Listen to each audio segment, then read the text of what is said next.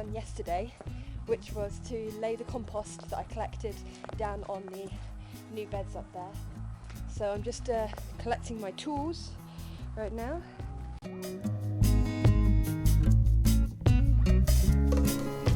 Sally had managed to cram in quite a lot of jobs for me whilst I stayed on her farm, but we were coming up to my last few days in Denman Way. Soon I'd be leaving the quaint charms of Sally's place for a farm in Bantry called Glenbanu. Yes, I'm aware that sounds like a character from Balamory.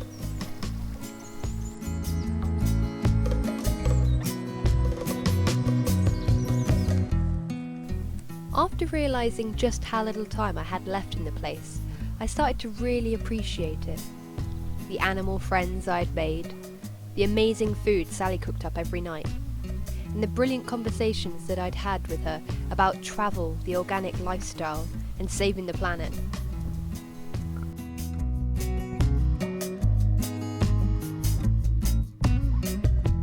I'd not only got to know Sally and her animals pretty well, but I'd also been able to meet her family. That evening we were going to visit her daughter Liv and her family. And later we'd visit Sally's son, Sammy, and listen to his band practice. So this house at the top of the hill here would have been the local landlord's house. Ah. It's a very big farmhouse, it's a very old farmhouse, it's older than all the others.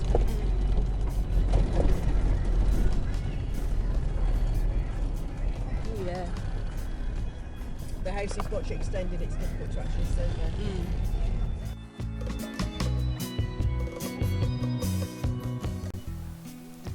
Liv had 2 lovely boys and 2 very excitable dogs, Mushu the boxer and Ninja the puppy, who was coincidentally the cutest thing I'd ever seen.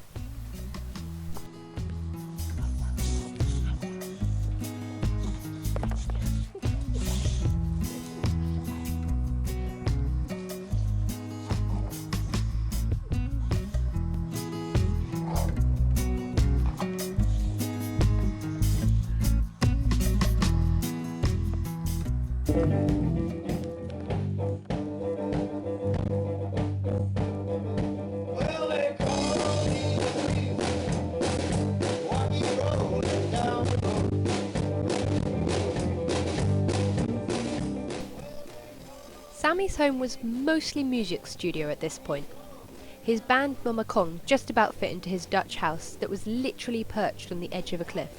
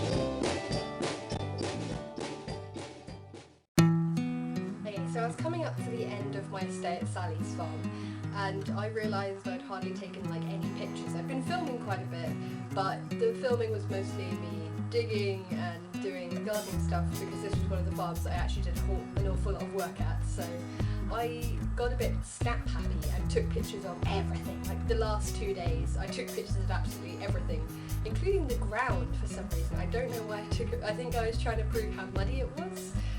But then I didn't know what to do with all these pictures, so I thought I would talk you through some cool scrapbooking travel diary things that you can get to memorise your trip with.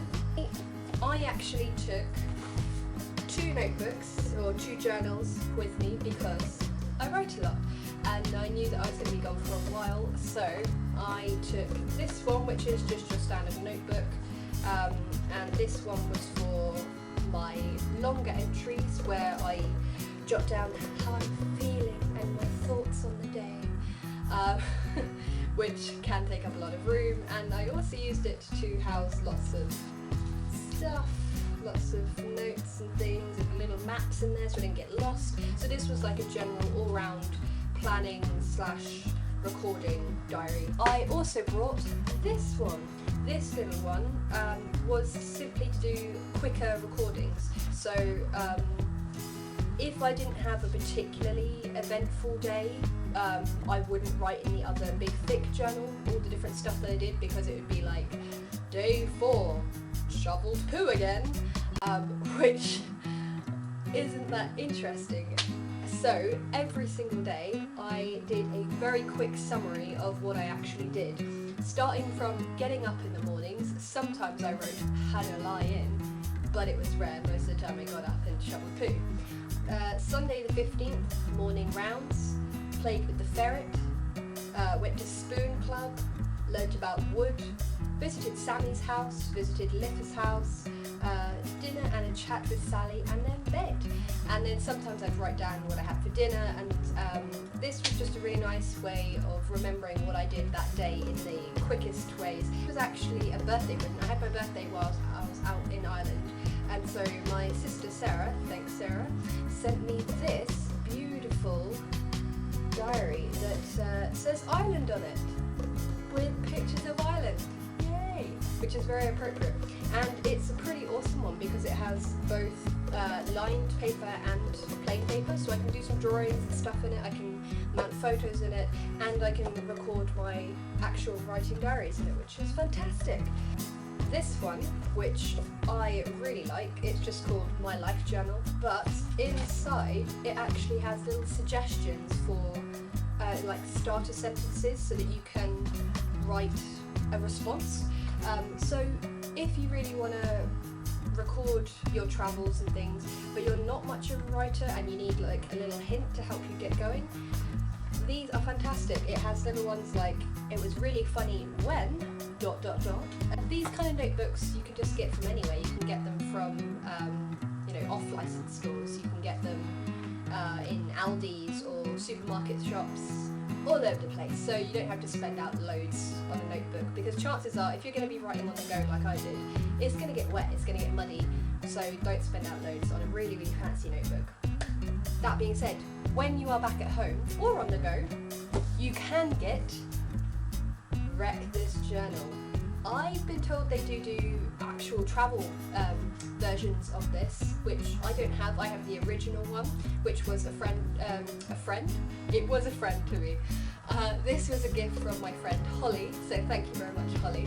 But this one is fantastic. Again, it's a little bit kooky. It's not just blank pages. It has, ideas. So it'll write on one of the pages suggestions for what you should do to the book or with the book.